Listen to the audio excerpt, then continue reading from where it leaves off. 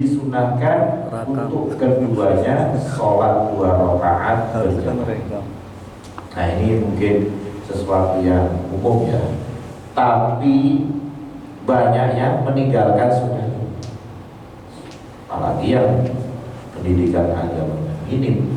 Bagaimana dia mau sholat sunnah seperti itu? Nah, kadang-kadang sholat wajib aja mungkin ditinggalkan, gak kepikiran untuk sholat seperti itu. Jadi sholat berjamaah dengan istrinya ketika malam pertama, dan itu adalah sesuatu yang dinukil ya, diriwayatkan dari salafus soleh dahulu. Bahkan mereka ketika setelah sholat ya, mereka juga berdoa setelah sholat itu dengan mengucapkan Allahumma barik li fi ahli wa barik lahum fiyya, Allahumma jma' bainana ma jama'ta bi khair wa farriq bainana idza farraqta ila khair. Nah ini riwayat dari Ibnu Mas'ud radhiyallahu anhu, dia berdoa seperti ini. Ya Allah, berkahilah ya keluargaku untukku, dan berkahilah diriku untuk keluargaku. Jadi supaya ya keluarga kita itu dijadikan berkah untuk kita, dan kita pun dijadikan berkah untuknya. Ya Allah, kumpulkanlah di antara kami selagi Engkau mengumpulkannya di dalam kebaikan, dan pisahkanlah di antara kami apabila Engkau memisahkan itu di dalam kebaikan. Jadi kumpul atau pisah tetap dalam kondisi baik, itu yang penting ya. Mohon maaf kadang-kadang sebagian kita ini ketika pisah dengan istrinya itu dalam kondisi marah, dalam kondisi dendam dan sebagainya, udah gak pernah berukun lagi. Sampai-sampai naudzubillah hak untuk bertemu dengan anaknya pun sebagian saling membatasi untuk yang lain. Ini kan gak boleh seorang suami memisahkan anaknya dengan ibunya, atau seorang istri memisahkan anaknya dengan ayahnya. Jadi kalaupun ditakdirkan, yang namanya Islam itu kan tidak memaksa harus bersatu terus, walaupun ya, bersatu dalam hubungan suami istri itu mendatangkan kemudaratan, tetap harus tidak boleh dipisahkan kecuali dengan maut. Nah itu nggak ada dalam Islam. Karena bisa saja yang namanya pisah cerai itu adalah solusi yang terbaik, tentu apabila sudah mencoba solusi-solusi yang lain ya, ada urutannya. Ketika terjadi perselisihan ya, apa yang dilakukan? Gak ujuk-ujuk langsung datang ke pengadilan cerai, langsung cerai 3 ya. Bahkan di dalam Islam itu nanti kalau kita belajar masalah cerai talak itu, cerai dalam satu majelis 3 kali itu yang kuat pendapat ulama adalah jatuhnya 1, bukan jatuh 3. Itu yang dilakukan di zaman Nabi SAW, di zaman Abu Bakar radhiyallahu anhu, di awal masa khilafah Umar radhiyallahu anhu. Itu awalnya gitu. Jadi orang itu ketika mengatakan kepada istrinya, waliyadzubillah, saya ceraikan kamu 3, atau dia bilang saya ceraikan kamu, saya ceraikan kamu, saya ceraikan kamu, itu jatuhnya 1 tetap. Supaya apa? Ada kesempatan untuk meredakan suasana, kemudian untuk rujuk kembali.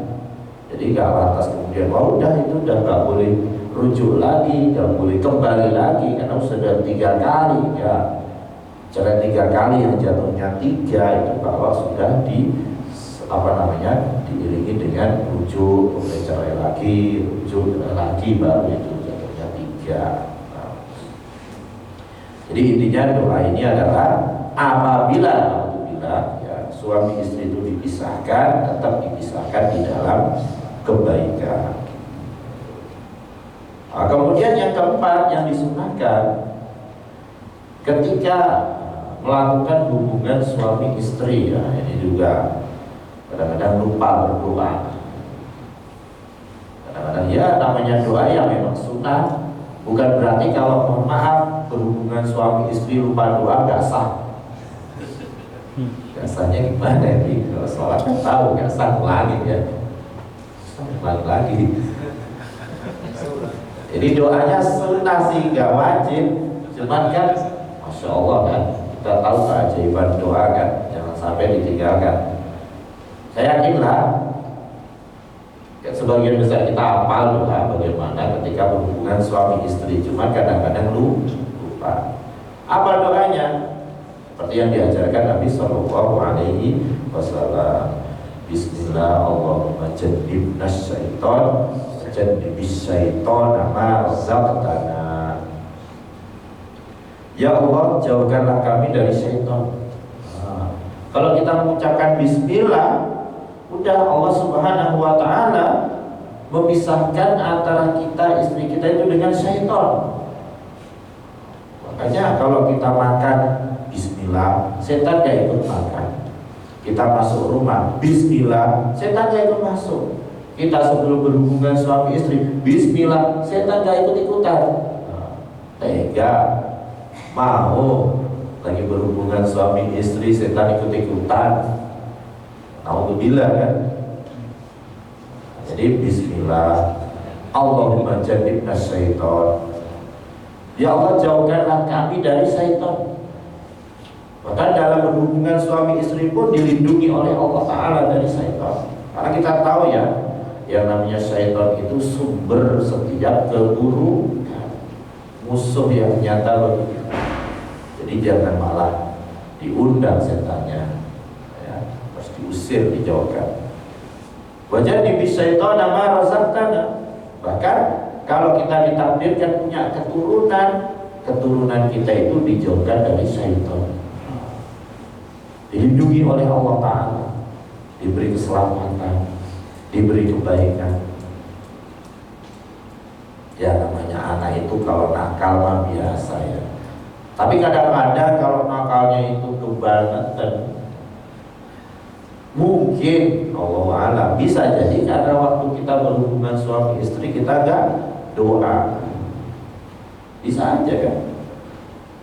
Jadi yang namanya orang Islam itu dalam setiap kesempatan selalu melazimi doa. Kalau mau begini, apa sih yang diucapkan Nabi Shallallahu Alaihi Wasallam? Ada doa enggak ketika mau melakukan ini, ketika begini, ya kan? Jadi itu menunjukkan bahwa kita ini selalu fakir kepada Allah Subhanahu Wa Taala, selalu bergantung kepada pertolongan Allah Subhanahu Wa Taala. Kemudian berikutnya, mohon maaf, ketika berhubungan suami istri dalam Islam itu ya boleh, mau dari belakang, dari depan, dari mana, samping. Tapi yang penting, mohon maaf, itu bukan di duburnya, tapi di kemaluannya. Dulu orang-orang Yahudi, mereka mengatakan ketika seorang suami mendatangi istrinya itu dari belakang, tapi tetap di kemaluannya, anaknya juling. Keyakinan orang Yahudi seperti itu. Gak boleh. Maka turunlah ayat ini yang membolehkan. Nisa hukum harsul lakum fa'tu hartakum anna syi'tum. Istri kalian itu adalah lahan kalian, maka datangilah lahan kalian dari mana saja kalian inginkan. Jadi boleh dari depan, belakang, samping, ya kan? Kanan, kiri, terserah. Tapi yang penting yaitu bukan di duburnya. Kalau di duburnya udah itu suatu dosa yang sangat besar sekali. Dosa yang sangat besar sekali. Belum lagi naudzubillah bisa mendatangkan penyakit-penyakit dan kelainan. Itu zaman sekarang katanya sensasi lah, naudzubillah ya, itu bisa ya, merusak keturunan. Alhamdulillah ya. Bahkan di dalam hadis Nabi Shallallahu Alaihi Wasallam mengatakan, man ata haidon barang siapa yang berhubungan dengan istrinya ketika dia haid. Nah, maksudnya haid ini adalah dia memasukkan kemaluan kepada kemaluan istrinya ketika istrinya haid. Nah, tapi kalau hanya berjumbu, tidak sampai ya memasukkan kemaluan, tidak mengapa. Ya. Barang siapa yang mendatangi istrinya dalam kondisi haid, awim ro'atan fi duburiha, atau dia mendatangi istrinya itu di duburnya, waliyadzubillah, au kahina, atau dia mendatangi seorang dukun, wasaddaqahu bima yaqul, lalu dia membenarkan apa yang diucapkan dukun itu, faqad kafara bima unzila ala Muhammadin sallallahu alaihi wasallam. Maka sungguh dia telah kufur dengan yang diturunkan kepada Muhammad sallallahu alaihi wasallam. Nah, ini menunjukkan ketiga perbuatan ini diharamkan dengan keras, ya, sampai-sampai dikatakan sebagai suatu kekufuran, walaupun bukan berarti keluar dari Islam. Ini menunjukkan ancaman yang keras bagi pelaku tiga perbuatan ini, yaitu ketika nekat berhubungan dengan istrinya ketika haid, demikian juga ketika dia berhubungan dengan istrinya di duburnya, dan juga ketika mendatangi seorang dukun. Jadi boleh dari mana saja berhubungan dengan istrinya, tapi tidak di waliyadzubillah. Jadi jangan kita kemudian ikut-ikutan dengan budaya-budaya barat yang katanya sasilah inilah ya. Karena orang itu kalau sudah melihat seperti itu, terus dia terpengaruh dengan budaya-budaya seperti itu, maka Allah Subhanahu wa Ta'ala hilangkan dari dalam dirinya itu sifat qanaah, mencukupkan dengan apa yang disyariatkan di dalam Islam. Ya, manusia kan kayak gitu kan, makanya harus berhati-hati. Demikian juga ketika seorang itu menikah dengan wanita, itu tujuannya apa? Menjaga kesucian dan kehormatannya. Apalagi mohon maaf di zaman sekarang kan banyak sekali fitnah-fitnah, ya kan. Mohon maaf juga jujur lah, di tempat-tempat kita bekerja itu sering terjadi fitnah. Makanya kalau di kantor, di ruangan, kalau bisa jangan sampai berkholwat, berduaan. Banyak sekali terjadi permasalahan dalam rumah tangga itu karena suaminya tidak menjaga kesucian. Kantor, dalam ruangan sama dengan teman gawe wanita, dia melihat apa yang ada pada istrinya itu kurang. Atau kadang-kadang seorang wanita pegawai melihat suaminya kok tidak memberikan perhatian, teman kantornya perhatiannya lebih besar. Makanya kalau kita di dalam satu ruangan kantor kok nggak ada orang lain kecuali kita dengan seorang wanita, mending kita keluar dulu.